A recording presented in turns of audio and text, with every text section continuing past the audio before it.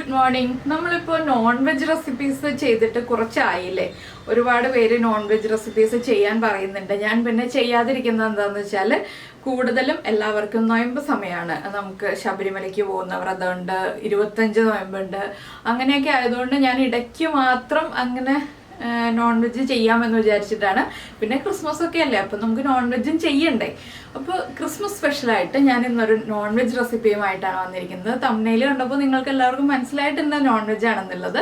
നമ്മുടെ ഒരു ചിക്കൻ പെരട്ടാണ് നമ്മുടെ ഇന്നത്തെ റെസിപ്പി. വളരെ ഈസിയാണ്. ഇതിൻ്റെ ഒരു പ്രത്യേകത എന്താണെന്ന് വെച്ചാൽ നമ്മളിതിൽ പുറമേ നിന്ന് വാങ്ങിക്കുന്ന മസാലകളൊന്നും ചേർക്കുന്നില്ല കേട്ടോ. നമ്മുടെ വീട്ടിൽ നമ്മൾ തന്നെ പൊടിച്ചെടുക്കുന്ന മസാല ചേർത്തിട്ടാണ് ഈ ഒരു ചിക്കൻ പെരട്ട് തയ്യാറാക്കുന്നത്. പക്ഷെ ആ ഒരു മസാല മാത്രമേ ചേർക്കുന്നുള്ളൂ എങ്കിലും ചിക്കൻ പെരട്ടിന് നല്ലൊരു ടേസ്റ്റാണ്. പുളിക്ക് വേണ്ടി തക്കാളി ഒന്നും ചേർത്ത് കുളമാക്കരുത്. എന്താണെന്ന് വെച്ചാൽ തക്കാളി ഒന്നും ചേർക്കാതെ തന്നെ ഈ ഒരു ചിക്കൻ പെരട്ടിന് നല്ല ടേസ്റ്റാണ്. തക്കാളിയോ ടൊമാറ്റോ സോസോ പുളി എന്ന് പറഞ്ഞൊരു കാര്യം നമ്മൾ ഇതിൽ ചേർക്കുന്നില്ല. അല്ലാതെ തന്നെ നല്ല സൂപ്പർ ടേസ്റ്റി ആയിട്ടുള്ള ചിക്കൻ പെരട്ട് എങ്ങനെയാണ് തയ്യാറാക്കുന്നതെന്ന് നമുക്ക് നോക്കാം. നമുക്ക് നമ്മുടെ ഇൻഗ്രീഡിയൻസ് നോക്കാം. ഞാനിപ്പോൾ ഒരു 3/4 കിലോ ചിക്കൻ എടുത്തിട്ടുണ്ട്. ചെറിയ പീസുകളായിട്ട് കട്ട് ചെയ്തത്, നമ്മൾ കറിയുടെ വലിപ്പത്തിൽ കട്ട് ചെയ്തത്. അതിലേക്ക് ഒരു 3 വലിയ സോള ചെറുതായിട്ട് കട്ട് ചെയ്തെടുത്തിട്ടുണ്ട്. 2 വലിയ പീസ് ഇഞ്ചി, ഒരു 8-10 ഉള്ളി, 7-8 അല്ലി വെളുത്തുള്ളി എടുത്തിട്ടുണ്ട്. പിന്നെ എടുത്തിരിക്കുന്നത് 8 വറ്റൽമുളക്, കുറച്ച് ഒരു 2 പീസ് നമ്മുടെ ഇതുണ്ടല്ലോ, എന്താ പറയുക, ജാതിപത്രി, ജാതിക്കയുടെ ഉള്ളിലുള്ള ആ ഒരു റെഡ് ഷെയ്ഡിലുള്ള അത്, 2 ഏലക്ക, 2 പീസ് വലിയ പീസ് പട്ട എടുത്തിട്ടുണ്ട്. അതുപോലെ തന്നെ 7-8 ഗ്രാമ്പു എടുത്തിട്ടുണ്ട്. പിന്നെ നമുക്ക് വേണ്ടത് പെരിഞ്ജീരകം, അതുപോലെ തന്നെ ചെറിയ ജീരകം, അങ്ങനെയുള്ള കാര്യങ്ങളൊക്കെയാണ്. അപ്പോൾ ആദ്യം നമുക്ക് ഈ ചിക്കൻ ഒന്ന് മാരിനേറ്റ് ചെയ്ത് വയ്ക്കണം. ചിക്കൻ മാരിനേറ്റ് ചെയ്യാനായിട്ട് കുറച്ചൊരു വലിയ പാത്രം എടുക്കുക, അതിലേക്ക് ചിക്കൻ ഇട്ട് കൊടുക്കുക. ഇതിലേക്ക് നമുക്കിനി 1/2 ടീസ്പൂൺ മഞ്ഞൾപ്പൊടി,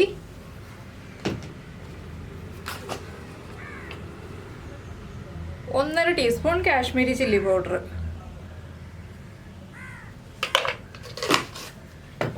പിന്നെ ചിക്കൻ ആവശ്യമായ ഉപ്പ്.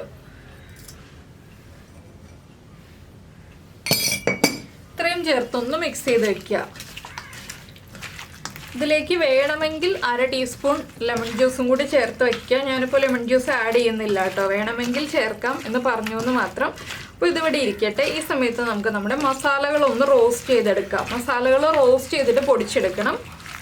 അപ്പോൾ നമ്മളൊരു പാൻ വെച്ചിട്ടുണ്ട്. പാനിലേക്ക് നമ്മൾ എടുത്ത് വെച്ചിരിക്കുന്ന ഈ 8 വറ്റൽമുളകിന് പകരം കാശ്മീരി ചില്ലി ചേർക്കാം. അതുപോലെ തന്നെ നമ്മുടെ പട്ട, ഗ്രാമ്പു, ഏലക്ക, പിന്നെ ജാതിപത്രി, ഇതിൻ്റെ കൂടെ തന്നെ 1 ടേബിൾ സ്പൂൺ പെരിഞ്ജീരകം, 1/2 ടീസ്പൂൺ ചെറിയ ജീരകം 1/2 ടീസ്പൂൺ മതി, അധികം വേണ്ട. നമ്മുടെ ക്യുമിൻ സീഡ്സ് ആണ്. ഇതെല്ലാം ചേർത്ത് നന്നായിട്ടൊന്ന് ചൂടാക്കിയെടുക്കുക. കൈയെടുക്കാതെ ഇളക്കിക്കൊണ്ടിരിക്കണം. ഇതൊന്ന് ചൂടായി തുടങ്ങട്ടെ. അതിനുശേഷം വേണം നമുക്ക് ബാക്കിയുള്ള കാര്യങ്ങൾ ചേർക്കാനായിട്ട്. ഇപ്പോൾ നമ്മുടെ പട്ട, ഗ്രാമ്പു, ഏലക്ക, ഇങ്ങനെയുള്ള കാര്യങ്ങളും മുളകും ഒക്കെ ഒന്ന് കുക്കായി തുടങ്ങിയിട്ടുണ്ട്. ഓവർ കുക്കായി പോയിട്ടില്ല കേട്ടോ. ഓവർ കുക്കായി പോയിട്ടുണ്ടെങ്കിൽ കരിഞ്ഞു പോകും. കരിഞ്ഞ ടേസ്റ്റ് വന്നിട്ടുണ്ടെങ്കിൽ നമ്മുടെ കറിയുടെ ടേസ്റ്റ് മൊത്തത്തിലങ്ങ് മാറും. അപ്പോൾ ഇങ്ങനെ കൈയെടുക്കാതെ ഒരു 2 മിനിറ്റ് ഇളക്കി കൊടുത്തതിന് ശേഷം നമ്മളിതിലേക്ക് മല്ലിപ്പൊടി ചേർക്കാം. എൻ്റെ കയ്യിൽ മല്ലിപ്പൊടി ഉള്ളതുകൊണ്ട് ഞാൻ മല്ലിപ്പൊടിയാണ് ചേർക്കുന്നത്. മുഴുവൻ മല്ലിയാണെങ്കിൽ നമ്മൾ ഈ ഇൻഗ്രീഡിയൻസ് ഒക്കെ ചേർത്തതിൻ്റെ കൂടെ തന്നെ 1/2 ടേബിൾ സ്പൂൺ മല്ലിയും കൂടി ചേർക്കുക. അപ്പോൾ മല്ലിപ്പൊടി ആയതുകൊണ്ട് ഞാനിപ്പോൾ മല്ലിപ്പൊടിയാണ് ചേർത്ത് കൊടുക്കാൻ പോകുന്നത്. ഫ്ലെയിം കുറച്ച് വെച്ചിട്ട് വേണം മല്ലിപ്പൊടി ചേർക്കാനായിട്ട്. 1/2 ടേബിൾ സ്പൂണാണ് മല്ലിപ്പൊടി ചേർത്തിട്ടുള്ളത്. ഇനി മല്ലിപ്പൊടിയും കൂടി കുക്കായി വരുന്നത് വരെ നമ്മളൊന്ന് ഇളക്കി കൊടുക്കുക. ലോ ഫ്ലെയിമിൽ വെച്ചിട്ട് തന്നെ ഇളക്കി കൊടുക്കുക. മല്ലിപ്പൊടിയും കൂടി കുക്കായി കഴിയുമ്പോൾ നമുക്കിത് ചൂട് മാറാൻ വേണ്ടി എടുത്ത് വെക്കണം. നന്നായിട്ട് ചൂട് മാറിയിട്ട് വേണം നമുക്ക് പൊടിച്ചെടുക്കാനായിട്ട്. പിന്നെ നമുക്ക് ചതച്ചെടുക്കാനുള്ള കാര്യങ്ങളാണ് കുറച്ചുള്ളത്. നമ്മൾ ഇഞ്ചിയും വെളുത്തുള്ളിയൊക്കെ എടുത്ത് വെച്ചില്ലേ, അതൊന്ന് ചതച്ചെടുക്കണം. ഇഞ്ചി, വെളുത്തുള്ളി, ഉള്ളി ഇതെല്ലാം ചേർത്തൊന്ന് ചതച്ചെടുക്കണം. അതിൻ്റെ കൂടെ 2 പച്ചമുളകും കൂടി ചേർത്ത് ചതയ്ക്കാം കേട്ടോ. മിക്സിയിലൊന്ന് കറക്കിയെടുത്താൽ മതി. അത്രയും ചെയ്തിട്ട് വേണം നമുക്ക് നമ്മുടെ കറി റെഡിയാക്കാൻ തുടങ്ങാൻ. അപ്പോൾ ഇതെല്ലാം റെഡിയായി വരട്ടെ.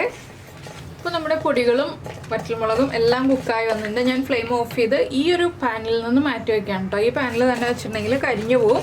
അപ്പോൾ ഇനി നമുക്ക് ഉള്ളിയും ഇഞ്ചിയും എല്ലാം ചതച്ചെടുത്തിട്ട് നമുക്ക് വേറെ പാൻ വെച്ചിട്ട് കറി റെഡിയാക്കാൻ തുടങ്ങാം. അപ്പോൾ നമ്മുടെ സവോള വഴറ്റാനായിട്ട് പാനിൽ വെളിച്ചെണ്ണ ഒഴിച്ചിട്ട് വെളിച്ചെണ്ണ ചൂടായിട്ടുണ്ട്. ഇതിലേക്ക് സവോള ചേർത്ത് കൊടുക്കാം. സവോള ചെറുതായിട്ട് കട്ട് ചെയ്യാം കേട്ടോ. അപ്പോൾ നമുക്ക് വേഗം വഴറ്റിയെടുക്കാം.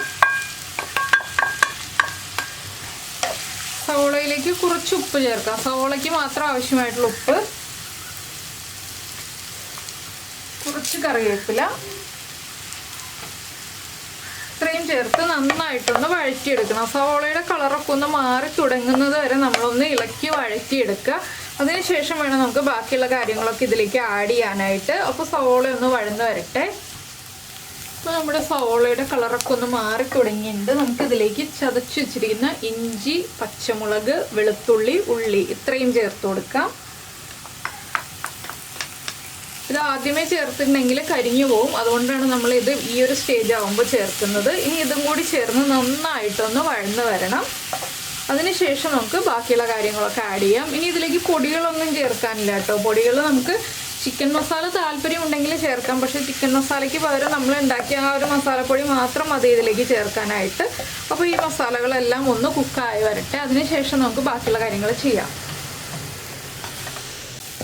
അപ്പോൾ നമ്മൾ ഇഞ്ചിയും വെളുത്തുള്ളിയും ഒക്കെ ചേർത്തിട്ട് സവോളയൊക്കെ വീണ്ടും കുക്കായി വന്നിട്ടുണ്ട്. ഈ സമയത്ത് നമുക്കിതിലേക്ക് നമ്മൾ മാരിനേറ്റ് ചെയ്ത് വെച്ചിരിക്കുന്ന ചിക്കൻ ചേർത്ത് കൊടുക്കാം. ചിക്കൻ ചേർത്തിട്ട് നന്നായിട്ടൊന്ന് ഇളക്കി മിക്സ് ചെയ്യാം. അപ്പോൾ സവോള ഒരുപാടായി പോവാതെ ശ്രദ്ധിക്കുക കേട്ടോ. സവോള ഒരുപാടായി പോയിട്ടുണ്ടെങ്കിൽ മധുരമായി പോകും നമ്മുടെ ഈ ഒരു ചിക്കൻ പെരട്ടിന്. അപ്പോൾ മധുരമായി പോവാതിരിക്കാൻ വേണ്ടിയിട്ടാണ് നമ്മൾ സവോള ഒരുപാടായിട്ട് ചേർക്കാതിരിക്കുന്നത്. ഇനിയിപ്പോൾ ചിക്കൻ നന്നായിട്ട് മിക്സ് ചെയ്ത് ചേർത്തതിന് ശേഷം നമ്മൾ പൊടിച്ചു വെച്ചിരിക്കുന്ന ഈ മസാല ഉണ്ടല്ലോ, അതിൻ്റെ ഒരു 1/4 ഭാഗം ചേർക്കാം കേട്ടോ.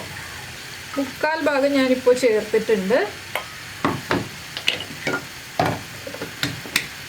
ഇതും കൂടി ചേർത്ത് നന്നായിട്ടൊന്ന് ഇളക്കി മിക്സ് ചെയ്യുക. അപ്പോൾ നമ്മൾ മഞ്ഞൾപ്പൊടിയൊക്കെ ആവശ്യത്തിന് ചിക്കനിലേക്ക് മാരിനേറ്റ് ചെയ്തപ്പോൾ ചേർത്തിട്ടുണ്ട്. അതുകൊണ്ട് ഇനി മഞ്ഞൾപ്പൊടി ഒന്നും ചേർക്കേണ്ട ആവശ്യമില്ല. ഇനി ഇതിപ്പോൾ ഒന്ന് ഹൈ ഫ്ലെയിമിൽ വയ്ക്കുക. നന്നായിട്ട് ചൂടായി ഈ ചിക്കനിൽ നിന്ന് വെള്ളം ഇറങ്ങി വരുന്നത് വരെ ഒന്ന് ഹൈ ഫ്ലെയിമിൽ വയ്ക്കുക. അതിനുശേഷം നമ്മൾ ലോ ഫ്ലെയിമിൽ അടച്ചു വെച്ച് ഒരു 15 മിനിറ്റ് വെച്ച് കുക്ക് ചെയ്തെടുക്കുക. നിങ്ങൾ വലിയ പീസായിട്ടാണ് ചിക്കൻ കട്ട് ചെയ്തിരിക്കുന്നതെന്നുണ്ടെങ്കിൽ 20 മിനിറ്റ് വയ്ക്കുക. ഇല്ലെങ്കിൽ 15 മിനിറ്റ് അടച്ചു വെച്ച് കുക്ക് ചെയ്തെടുക്കുക. ഇടയ്ക്കിടയ്ക്ക് ഇളക്കി കൊടുക്കുക. ചിക്കനിലേക്ക് വെള്ളം ചേർക്കരുത്. ചിക്കനിൽ നിന്ന് തന്നെ വെള്ളം ഇറങ്ങി വരും.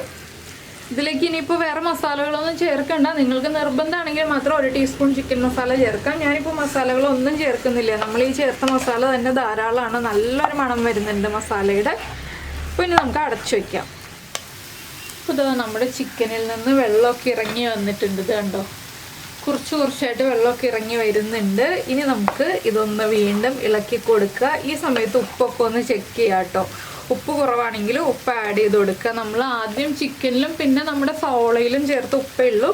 അപ്പോൾ ഉപ്പ് കുറവാണെങ്കിൽ ഉപ്പൊന്ന് ചേർത്ത് കൊടുക്കുക. ചിക്കനൊക്കെ കുക്കായി വരുന്നുണ്ട്.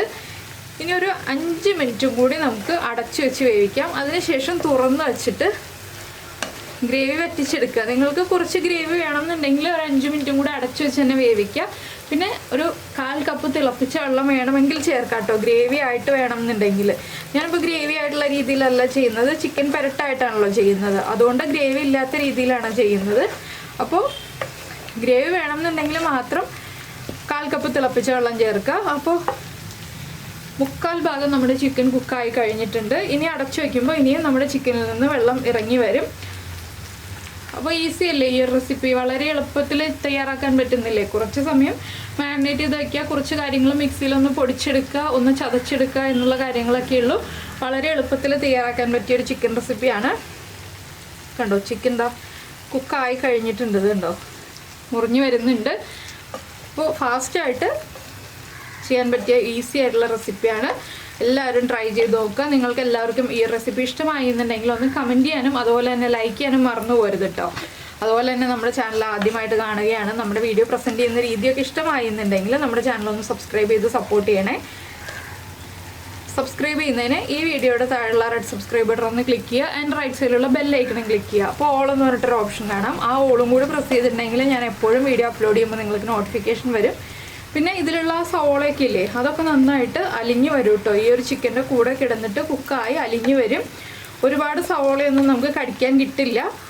അപ്പോൾ ഇനി നമുക്ക് വീണ്ടും ഒരു 5 മിനിറ്റും കൂടെ അടച്ചു വയ്ക്കാം. അപ്പോൾ നമ്മുടെ ചിക്കൻ കറി നല്ല ഗ്രേവി ആയിട്ടുണ്ട്. ഒരു 5 മിനിറ്റ് അടച്ചു വെച്ചപ്പോൾ ഇനി ഞാൻ തുറന്ന് വെച്ചിട്ട് ഒന്ന് വറ്റിച്ചെടുക്കാൻ പോവുകയാണ്. ഉപ്പും എരിവും ഒക്കെ ചെക്ക് ചെയ്തു, എല്ലാം കറക്റ്റാണ്. ഇനി ഒന്ന് ഡ്രൈ ആക്കി എടുക്കണം, അത്രയേ ഉള്ളൂ. അപ്പോൾ നമ്മുടെ ചിക്കൻ കറിയുടെ ലാസ്റ്റ് സ്റ്റേജ് ആയി. നമുക്കിനി ഇതിലേക്ക് നമ്മൾ ലാസ്റ്റായിട്ട് ആ പൊടിച്ചു വെച്ചിരുന്ന മസാല ഉണ്ടല്ലോ, അതിൽ ബാക്കി വെച്ചിരുന്നില്ലേ, അതും കൂടി ചേർത്ത് കൊടുത്തിട്ട് ഒന്ന് ഇളക്കി മിക്സ് ചെയ്ത് ഫ്ലെയിം ഓഫ് ചെയ്യാം. ഇത്രയേ ഉള്ളൂ നമ്മുടെ ചിക്കൻ കറിയുടെ പരിപാടി. അപ്പോൾ എല്ലാവരും ട്രൈ ചെയ്ത് നോക്കിയിട്ട് ഫീഡ്ബാക്കൊക്കെ അറിയിക്കുക. ഞാനിതൊന്ന് ചേർത്തിട്ടുണ്ട്, ഇനി ഒന്ന് ഇളക്കി മിക്സ് ചെയ്യട്ടെ. അപ്പോൾ എല്ലാവരും ഉണ്ടാക്കി കഴിച്ചിട്ട് ചപ്പാത്തിയുടെ കൂടെയാണോ, അപ്പത്തിൻ്റെ കൂടെയാണോ, പൊറോട്ടയുടെ കൂടെയാണോ, ഏതിൻ്റെ കൂടെയാണോ കൂടുതൽ ഇഷ്ടപ്പെട്ടത് എന്നുള്ളത് കമൻറ്റ് ചെയ്യാം കേട്ടോ. നമുക്ക് നമ്മുടെ അടുത്തൊരു റെസിപ്പിയുമായിട്ട് അടുത്ത ദിവസം വീണ്ടും കാണാം.